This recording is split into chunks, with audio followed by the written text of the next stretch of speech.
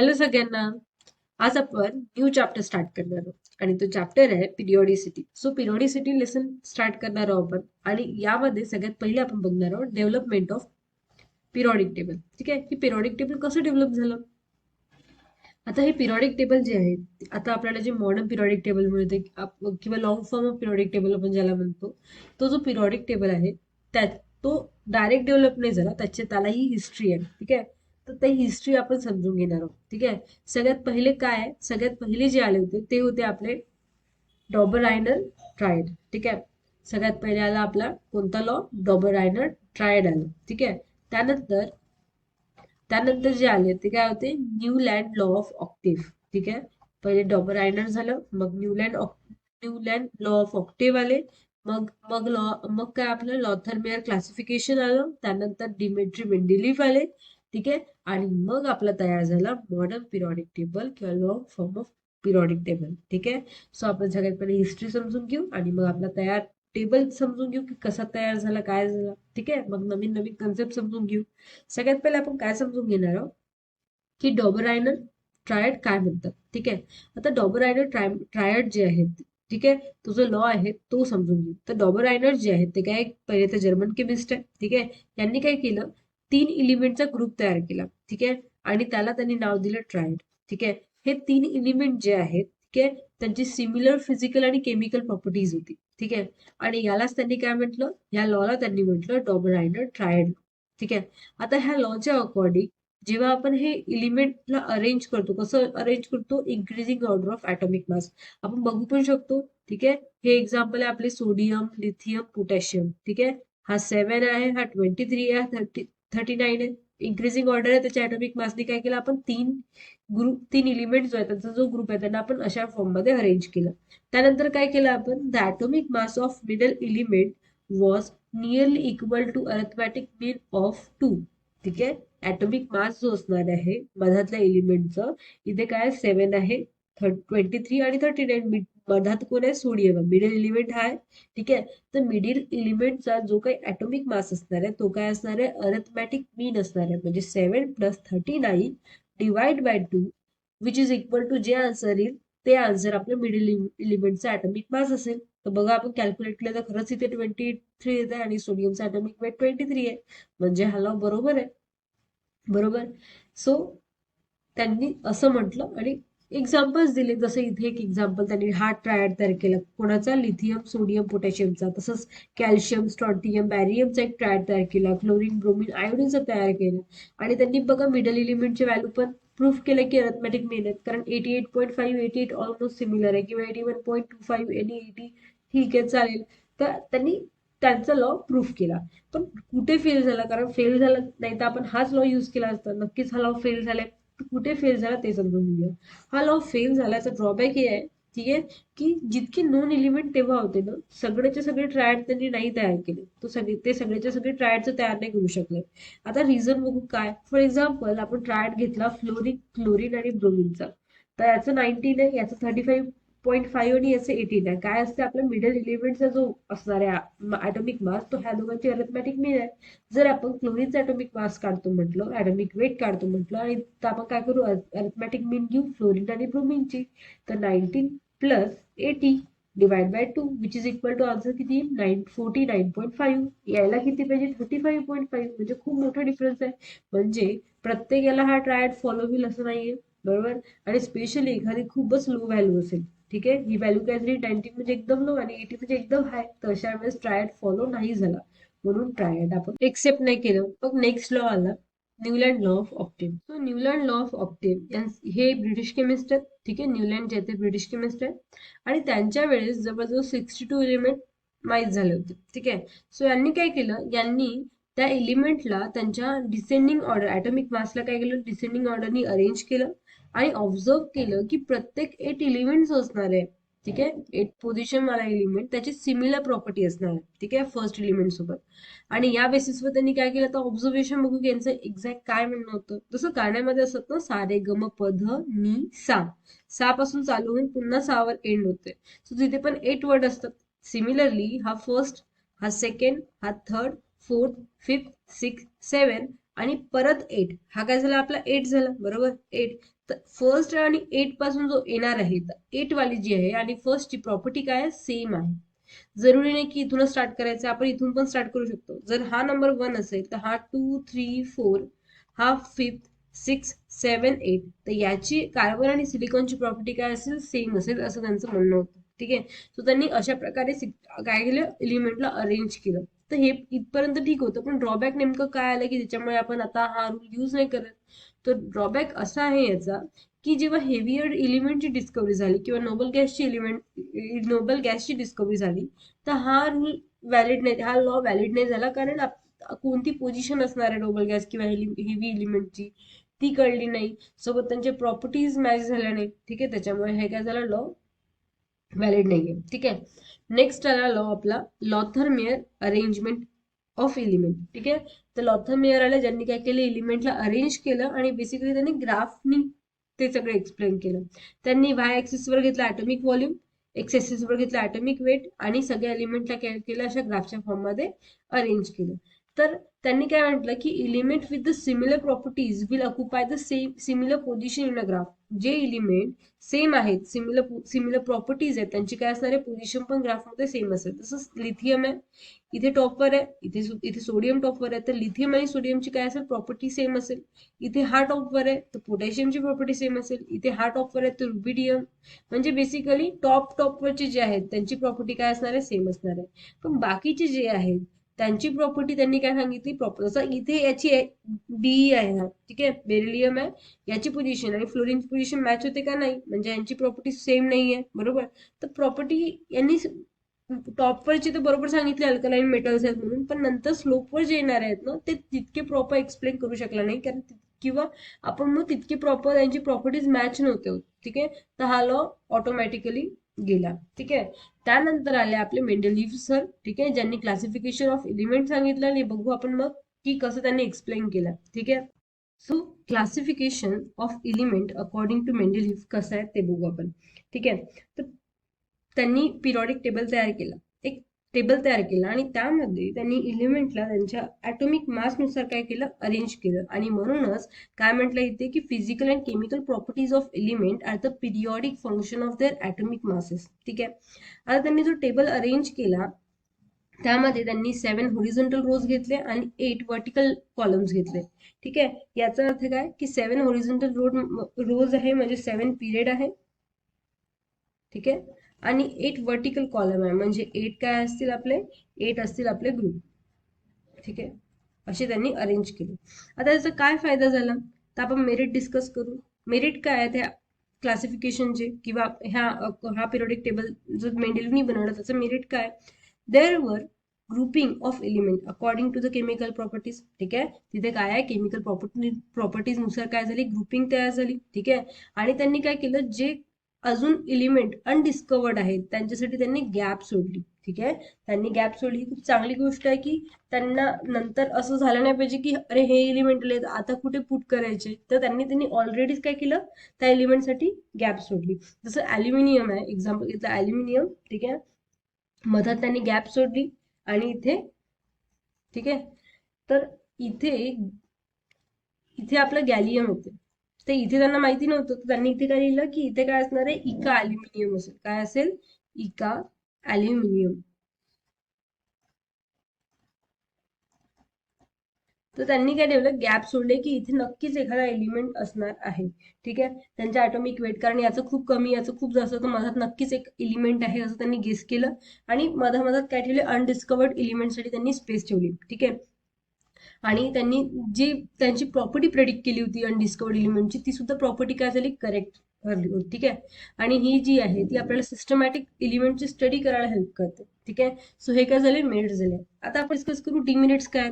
तर डिमेरिट हे आहे की त्यांनी हायड्रोजनची पोझिशन जी आहे, ठीक आहे, त्यांनी करेक्टली डिफाईन नाही केली. ठीक आहे. नेक्स्ट आहे की काही काही ठिकाणी काय केलं, काही ठिकाणी मेंडेलिव्हनी एलिमेंटला त्यांच्या सिमिलर प्रॉपर्टीज नुसार अरेंज केलं, त्यांच्या इन्क्रीजिंग ऑर्डरच्या ॲटॉमिक मासनुसार नाही. त्यांनी असं म्हटलंय ना की ॲटॉमिक मासनुसार त्यांना अरेंज करायचं आहे इन्क्रीजिंग ऑर्डरनी, तर त्यांनी इन्क्रीजिंग ऑर्डरनी मासनुसार काही काही ठिकाणी काय केलं, प्रॉपर्टीज सिमिलर आहे म्हणून त्यांना एकत्र ठेवलं. तर कुठेतरी त्यांनी जे रूल सांगितला तोच तोच त्यांनी फॉलो नाही केलं. ठीक आहे, तर त्यांची पोझिशन जी एलिमेंटची ती जस्टिफाय नाही झाली. त्यांनी जो आहे कन्सेप्ट आपल्याला ऍटॉमिक मासचं सांगितलं की पिरियडिक फंक्शन जो आहे तो ऍटॉमिक मास आहे, तर त्यांना ऍटॉमिक मासनुसार जर अरेंज त्यांनी केलं तर हायड्रोजन जो आहे, सपोज आपण घेतलं हायड्रोजन, याचे 3 आयसोटोप असतात बरोबर. एक असते आपला H1 बरोबर, एक असते आपला इथे H2 आणि एक असते आपला H3. असे 3 आयसोटोप आहेत. तर आयसोटोपची पोझिशन कुठे कुठे असेल, कारण इथे ऍक्च्युली आयसोटोप मध्ये काय की ऍटॉमिक नंबर सेम पण डिफरंट ऍटॉमिक मास वेगवेगळा असतो बरोबर. तर त्यांनी आयसोटोप मध्ये जर आपण आयसोटोपचा विचार केला तर मग त्यांची सुद्धा कुठेतरी पिरियडिक टेबल मध्ये त्यांची सुद्धा एखादी पोझिशन पाहिजे होती बरोबर. ती त्यांनी एक्सप्लेन नाही केली. ठीक आहे, मग काय की त्यांनी काय केलं, जे एलिमेंट सिमिलर आहेत ना त्यांचा एक ग्रुप केला. ठीक आहे, अलग ग्रुप बनवला, आणि जे सिमिलर नाही आहेत त्यांचं काय केलं, त्यांनी त्यांचा एक अलग ग्रुप बनवून ठेवला की हे सिमिलर आहे तर डिसिमिलर एकत्र कशी येतील ना, त्यांनी एकत्र केले. ठीक आहे, नेक्स्ट काय की Mendeleev could not explain the cause of periodicity in the element. त्यांनी कॉज नाही सांगितलं की अशी पिरियॉडिसिटी का बरं आली एलिमेंट मध्ये. मग the position of lanthanide and actinide were not include in the table. ठीक आहे, लॅन्थेनाइट आणि ऍक्टिनाइटची त्या टेबलमध्ये इन्क्लूड त्यांना नव्हतं केलं. सो हे झाले डिसमेरिट. ठीक आहे, आता त्यानंतर आले हेनरी मोसेल. ठीक आहे, यांनी काय केलं, यांनी एक ग्राफ तयार केला ऍटॉमिक नंबर आणि आपला जो काही एलिमेंट असणार आहे त्याच्या फ्रिक्वेन्सीचा. ठीक आहे, आता ह्याच्यावरून त्यांनी काय कन्क्लूड केलं, तर he conclude that there was no correlation between the frequency and atomic mass. ठीक आहे, ऍटॉमिक मास आणि फ्रिक्वेन्सी, एलिमेंटच्या फ्रिक्वेन्सीचं काही घेणं देणं नाहीये. त्यांनी ऑब्झर्व केलं की जेव्हा ते आपला ऍटॉमिक मास आणि फ्रिक्वेन्सीचं रिलेशन काढायचं तर आपल्याला प्रॉपर एक ग्राफ मिळत आहे बरोबर. त्यांनी काय आपल्याला हिंट दिली की ऍटॉमिक मासच्या जागी आपण ऍटॉमिक नंबर घेऊन पिरियॉडिक टेबल तयार करू शकतो. आणि तेव्हा कुठे आपला नवीन काय तयार झाला, पिरियॉडिक टेबल तयार झाला, ज्याला आपण मॉडर्न पिरियॉडिक टेबल म्हणतो किंवा long form of periodic table म्हणतो, ज्यामध्ये physical and chemical properties periodic function काय असणार आहे, are periodic function of atomic number. तेव्हा कुठे आपण काय यूज केला, ऍटॉमिक नंबर यूज केला पिरियॉडिक टेबल मध्ये. ठीक आहे, आणि अशा प्रकारे आपण पिरियॉडिक टेबल तयार केलं. सो हा काय आपला पिरियॉडिक टेबल आहे, हायड्रोजन आहे. ठीक आहे, इथे मग इथे हेलियम आहे, lithium, beryllium, boron, carbon, nitrogen, oxygen, fluorine, neon असं आहे. इथे काय, इथे ऍक्टिनाइट आणि लॅन्थेनाइट सिरीज आहे, ही आपली लॅन्थेनाइट सिरीज आहे, ही ऍक्टिनाइट सिरीज आहे.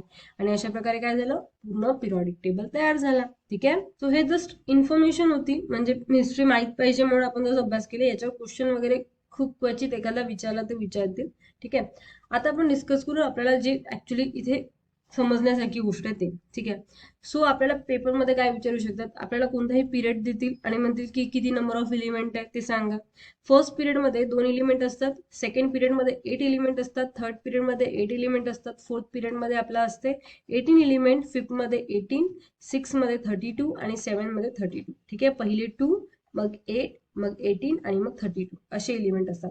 जर आपल्याला काढायचे असतील तर आपण कसं काढू शकतो, जर कॅल्क्युलेट करायचं आठवायचं नाहीये असं ठरवलं तर कसं काढू आपण, त्याचा फॉर्म्युला असते number of element in the period. आपल्याला जर काढायचं असेल तर जर एन ची व्हॅल्यू ऑड असेल, ऑड वाली व्हॅल्यू असेल म्हणजे 3, 1, ठीक आहे, 5, 7 अशी काही व्हॅल्यू असेल तर आपण फॉर्म्युला यूज करतो 2 ब्रॅकेटमध्ये n+1 अपॉन 2 चा होल स्क्वेअर. आणि जर व्हॅल्यू इव्हन असेल तर आपण फॉर्म्युला यूज करतो 2 इंटू n+2 अपॉन 2 चा होल स्क्वेअर. ठीक आहे, आता इथे क्वेश्चन दिलाय. क्वेश्चन काय आहे, number of element in the 7th period.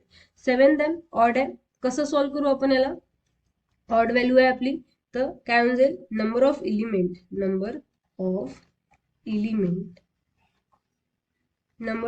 Is equal to काय होऊन जाईल, नंबर ऑफ एलिमेंट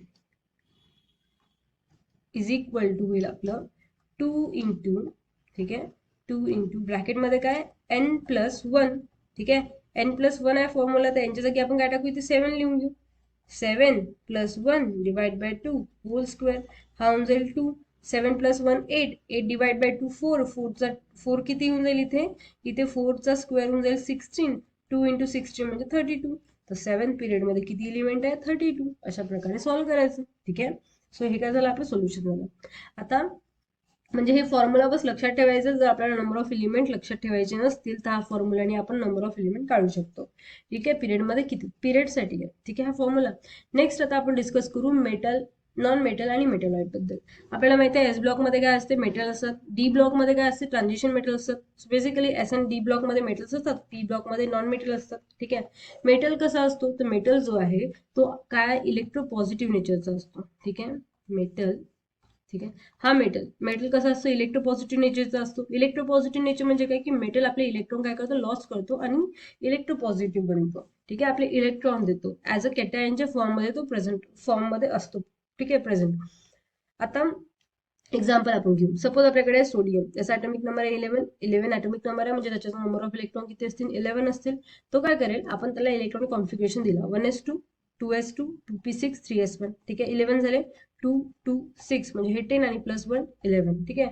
यांनी एक इलेक्ट्रॉन काय केलं, लॉस केला. तर काय होऊन जाईल, 1s2 2s2 2p6. एक इलेक्ट्रॉन लॉस केला, स्टेबल कॉन्फिगरेशन तयार झालं. ठीक आहे. तर तो स्टेबल फॉर्म मध्ये असतो. ठीक आहे. इलेक्ट्रोपॉझिटिव्ह फॉर्म मध्ये असला म्हणजे काय, तो स्टेबल फॉर्म मध्ये, म्हणून तो आपले इलेक्ट्रॉन लॉस करतो. ठीक आहे. सो हे झालं मेटलचं. आता नॉन मेटल बघू. नॉन मेटल जो आहे तो काय आहे, की they have tendency to gain electron and exist as anion. याची काय टेंडन्सी आहे, की तो इलेक्ट्रॉन घेतो, जसं फ्लोरिन आहे. ठीक आहे. 1s2 2s2 2p5 आहे. 5 एक इलेक्ट्रॉन जर त्यांनी घेतला तर स्टेबल कॉन्फिगरेशन येऊन जाईल त्याचं इलेक्ट्रॉनिक कॉन्फिगरेशन, तो इलेक्ट्रॉन काय करेल, गेन करेल. बरोबर.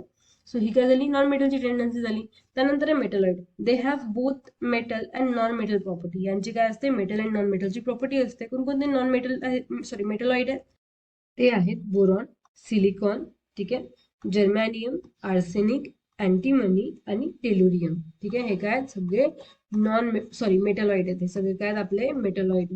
ठीक आहे. सो आपण मेटल, नॉन मेटल आणि मेटलॉइडचं पण बघितलं. ठीक आहे.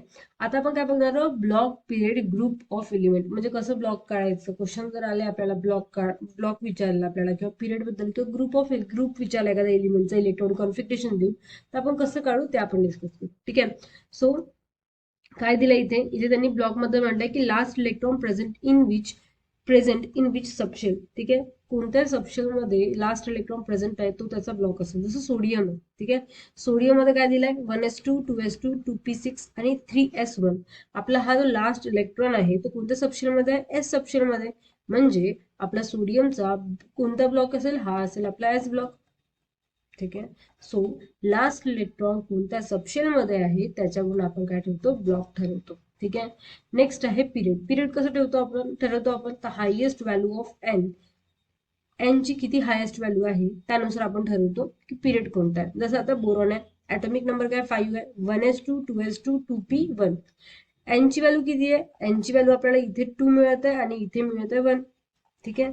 तर आपला प्रिन्सिपल क्वांटम नंबर एन जो आहे त्याची हायेस्ट व्हॅल्यू कुठे आहे, इथे जास्त आहे, 2 आहे. एन ची व्हॅल्यू काय आपली 2. तर कोणता पिरियड असेल हा, तर हा असेल आपला सेकंड पिरियड.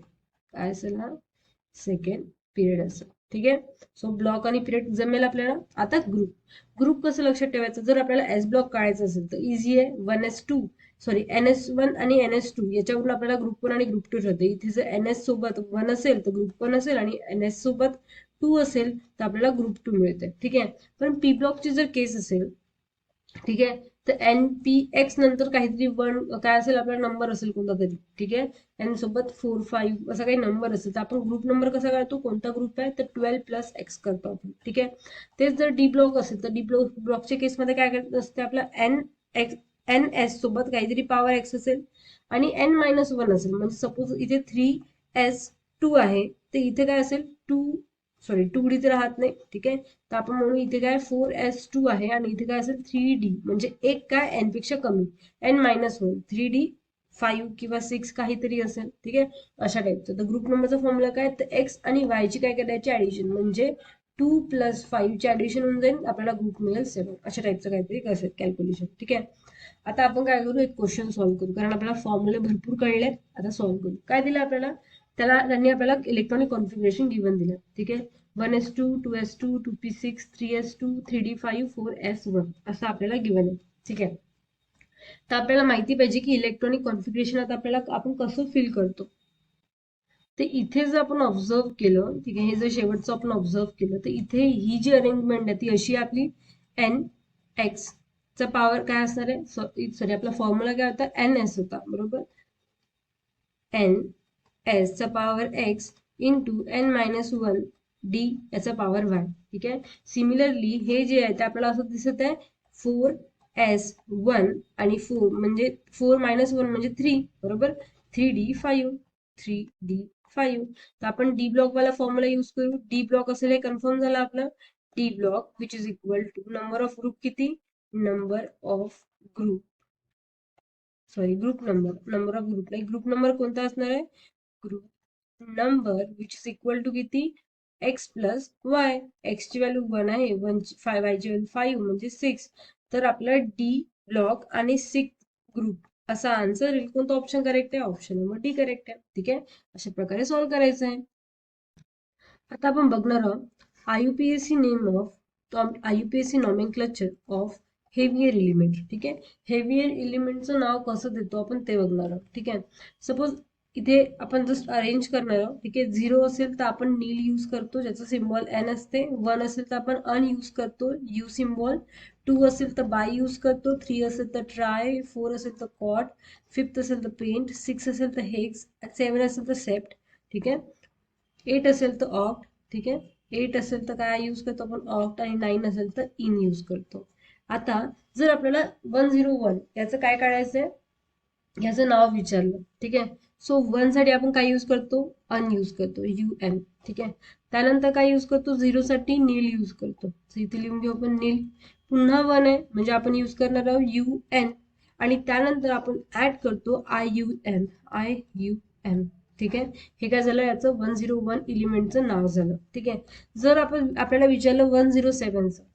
ठीक आहे, सो 1 फॉर काय यूज करतो आपण, 1 फॉर यूज करतो अन. ठीक आहे, 0 साठी यूज करतो आपण नील. 7 साठी यूज काय करतो आपण, सेप्ट, सेप्ट. आणि काय झालं, आय यू एम. ठीक आहे, आता विचारलं 113 याचा आपल्याला ॲटॉमिक नंबर विचारला, तर 1 साठी आपण काय यूज करतो, यू एन. पुन्हा परत 1 आलाय तर पुन्हा यू एन यूज करू.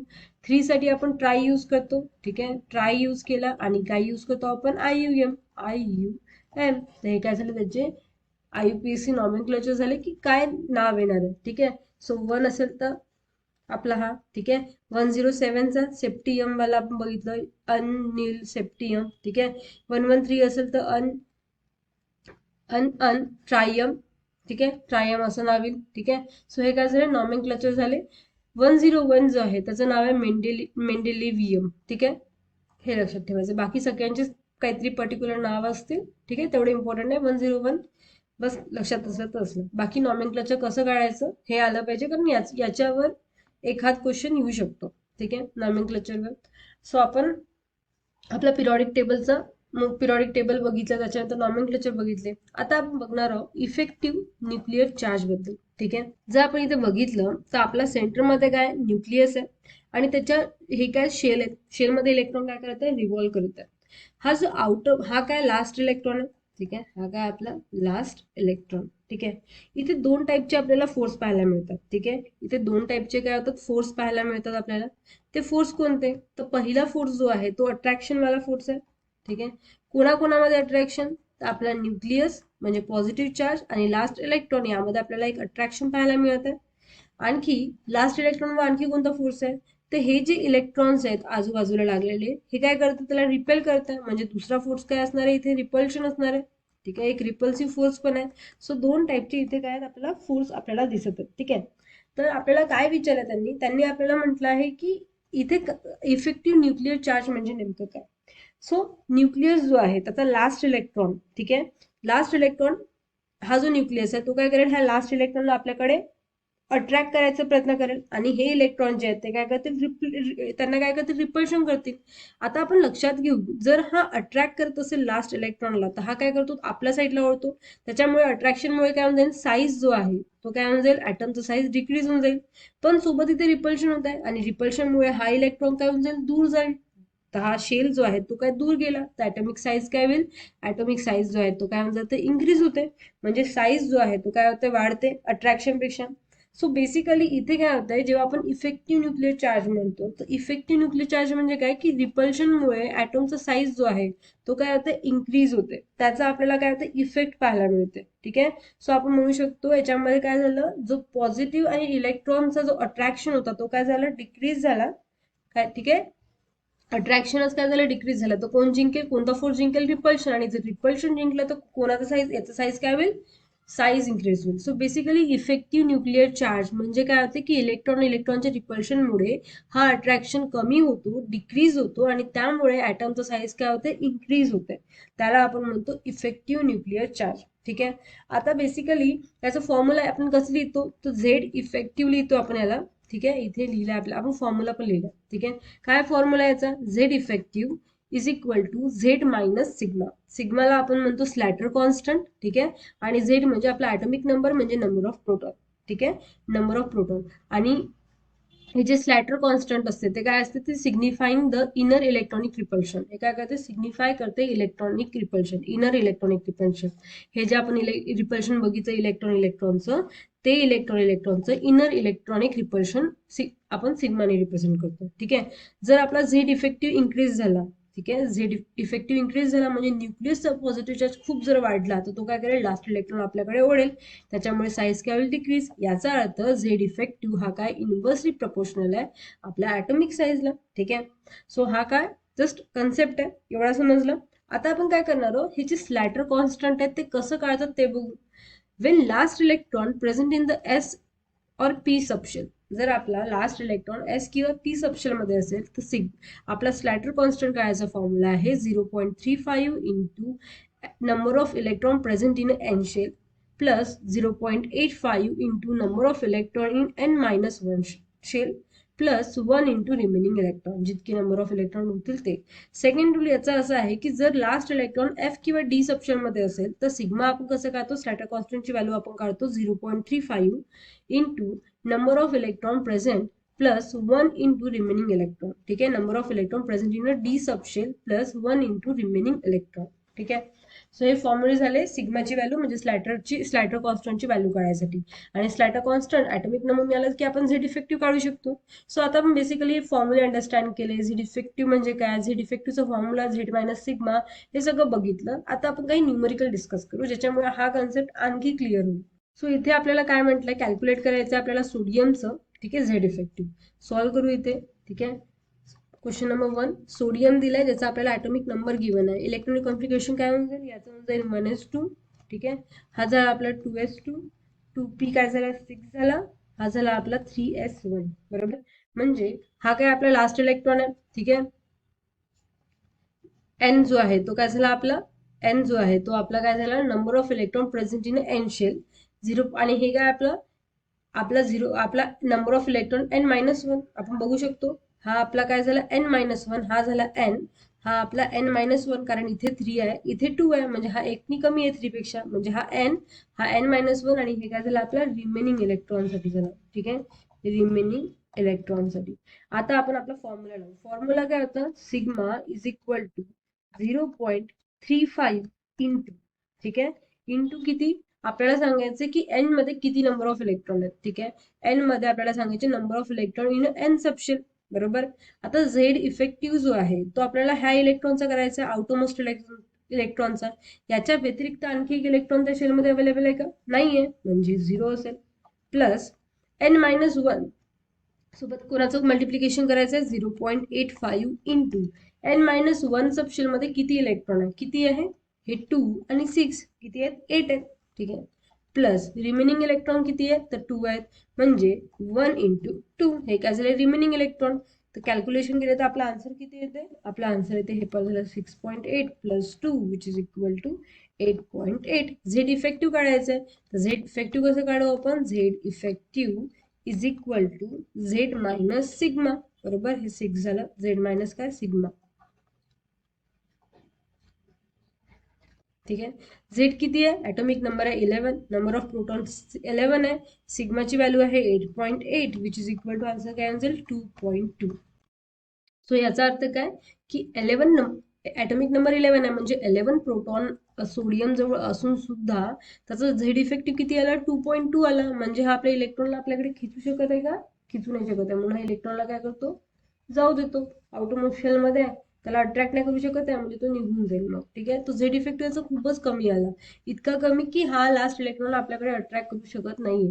ठीक आहे, सो हा एक क्वेश्चन आपण सॉल्व्ह केला. नेक्स्ट क्वेश्चन सॉल्व्ह करू. नेक्स्ट क्वेश्चन मध्ये आपल्याला झेड इफेक्टिव्ह काढायचं आहे आपलं एमएनचं. ठीक आहे, ॲटॉमिक नंबर आहे 25.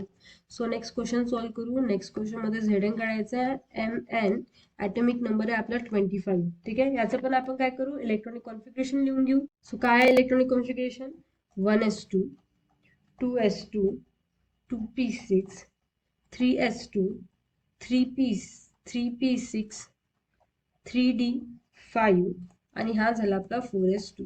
ठीक आहे, सो आता आपल्याला काय करायचं, आपल्याला माहिती आहे एस आणि पी वाला फॉर्म्युला यूज करू. पण लास्ट जो आहे तो इथे काय एस दिलाय, तर आपण एस पी वाला सिग्माचा फॉर्म्युला यूज करू. सो काय होऊन जाईल इथे होऊन जाईल सिग्मा इज इक्वल टू काय होतं 0.35 इंटू एन मध्ये किती नंबर ऑफ इलेक्ट्रॉन आहेत ते. तर आपल्याला एन आणि n-1 ओळखावं लागेल. एन काय असेल आपला 4, हा आपला एन असेल आणि हा जो आहे आपला तो काय असेल पूर्ण 3 आहे, 4 पेक्षा एक कमी आहे म्हणजे हा झाला आपला n-1 आणि बाकी इतकं काय असेल आपलं रिमेनिंग इलेक्ट्रॉन्स असतील. बरोबर, सो काय झालं 0.35 इथे काय दिले आपल्याला 2 इलेक्ट्रॉन दिले. एक तर आपला आउटमोस्ट इलेक्ट्रॉन, त्याच्यासोबत आणखी एक इलेक्ट्रॉन आहे. बरोबर, तर आपल्याकडे इथे आपण कितीने मल्टिप्लाय करू, 1 ने मल्टिप्लाय करू. प्लस प्लस काय होऊन जाईल इथे प्लस काय दिलं आपल्याला नेक्स्ट इथे दिलं आपल्याला फॉर्म्युलाच्या अकॉर्डिंग 0.85 इंटू किती नंबर ऑफ इलेक्ट्रॉन आहे n-1 मध्ये, तर हे झाले 2 6 8 प्लस 5 13. ठीक आहे, 13 झाले. प्लस रिमेनिंग इलेक्ट्रॉन किती, तर 1 इंटू 10 किती 2 2 4 4 प्लस 6 किती 10 झाले. ठीक आहे, याची ऍडिशन करू. ऍडिशन होऊन जाईल 0.35 plus 11.05 plus 10 which is equal to किती 21.4. झेड इफेक्टिव्ह किती असणार आहे, झेड इफेक्ट असणार आहे आपला which is equal to atomic number 25 minus 21.4 which is equal to 3.6 इतकं. ठीक आहे, आता आपण नेक्स्ट क्वेश्चन सॉल्व्ह करू. सो अशा प्रकारे काय करायचं, झेड इफेक्टिव्ह कॅल्क्युलेट करायचं पेपरमध्ये आलं तर. नेक्स्ट क्वेश्चन काय आहे, Z effective on the 3D and 4s electron of zinc. ठीक आहे, आपल्याला झेड इफेक्टिव्ह 3D आणि 4s चा विचारलाय झिंकसाठी. ठीक आहे, सो आता आपण सॉल्व्ह करू. काय दिलं आपल्याला झिंकचं विचारलंय क्वेश्चन नंबर 3. ठीक आहे, तर आपण सगळ्यात पहिले काय करू, त्याचा ॲटॉमिक नंबर लिहून घेऊ. ॲटॉमिक नंबर किती असेल झिंकचा 30 असते. ठीक आहे, 30.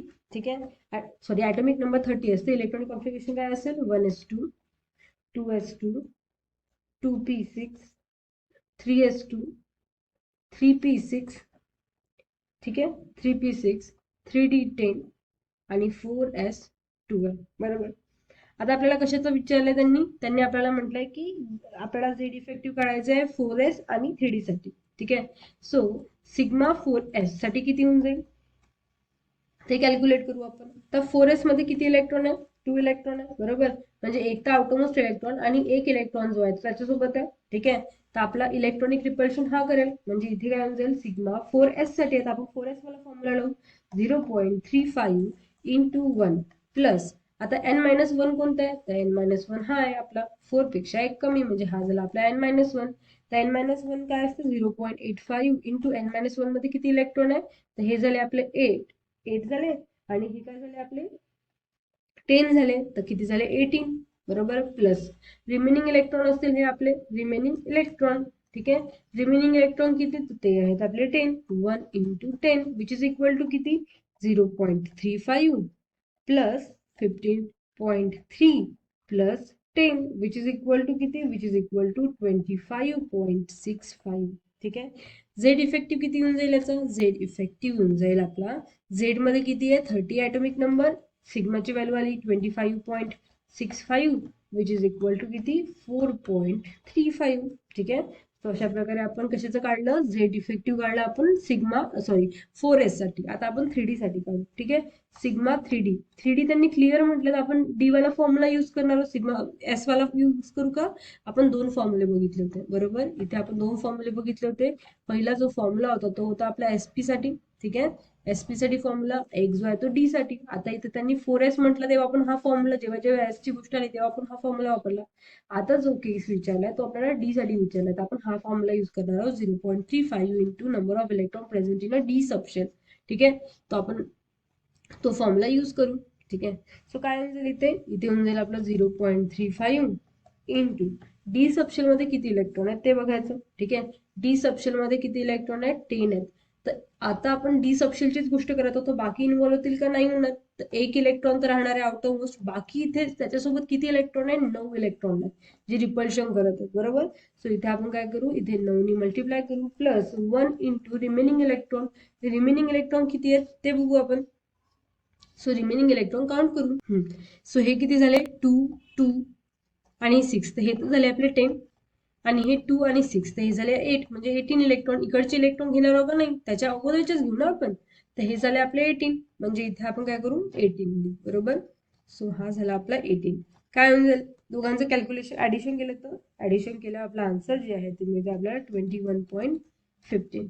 ठीक आहे. झेड इफेक्टिव्ह काढायचं आहे याचा. Z effective is equal to काय फॉर्म्युला आहे, झेड मायनस सिग्मा. झेडची व्हॅल्यू किती आहे आपली 30 minus 21.15 which is equal to किती होऊन जाईल, which is equal to 8.85 Z effective. ठीक आहे. सो अशा प्रकारचे कॅल्क्युलेशन विचारतात पेपरमध्ये, हे काढता आले पाहिजे. सो त्यासाठी फॉर्म्युला थोडा लक्षात ठेवायचा आणि फटफट फटफट कॅल्क्युलेशन करून घ्यायचं. ठीक आहे. नेक्स्ट क्वेश्चन काय आहे, Z effective on 1s2 on zinc. ठीक आहे. आपल्याला झेड इफेक्टिव्ह काढायचं आहे 1s2 साठी. ठीक आहे. तो क्वेश्चन 4 आपला. ठीक आहे. आपल्याला झेड इफेक्टिव्ह काढायचं आहे कशावर, 1s2 ऑन झिंक. आपण ऑलरेडी इलेक्ट्रॉनिक कॉन्फिगरेशन झिंकचं लिहिलंय. ठीक आहे इथे. ठीक आहे. हे काय आपलं इलेक्ट्रॉनिक कॉन्फिगरेशन झिंकसाठी. ठीक आहे. हे काय 2p6. आता आपल्याला विचारायला काय, फक्त 1s2 विचारलंय, बरोबर. तर आपण बाकीचे काउंट करणार आहोत का?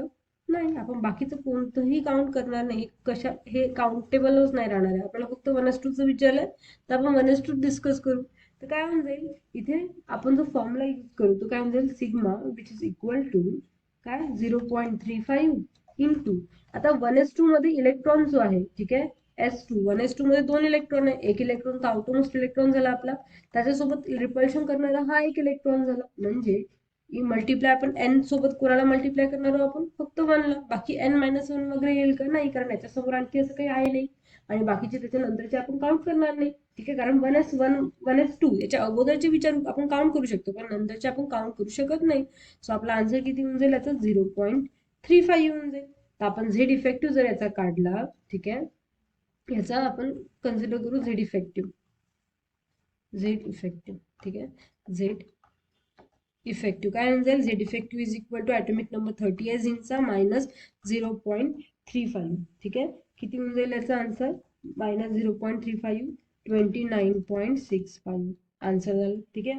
म्हणजे याचा झेड इफेक्टिव्ह इतका जास्त आहे, तर हा किती स्ट्रॉंगली अटॅच असेल, किती स्ट्रॉंगली हा न्यूक्लियस असेल, बरोबर. पहिला पण वरतून पहिला शेल आहे, म्हणजे न्यूक्लियसला किती स्ट्रॉंगली बॉन्डेड आहे, किती स्ट्रॉंगली अट्रॅक्ट आहे याच्या व्हॅल्यू कळतं.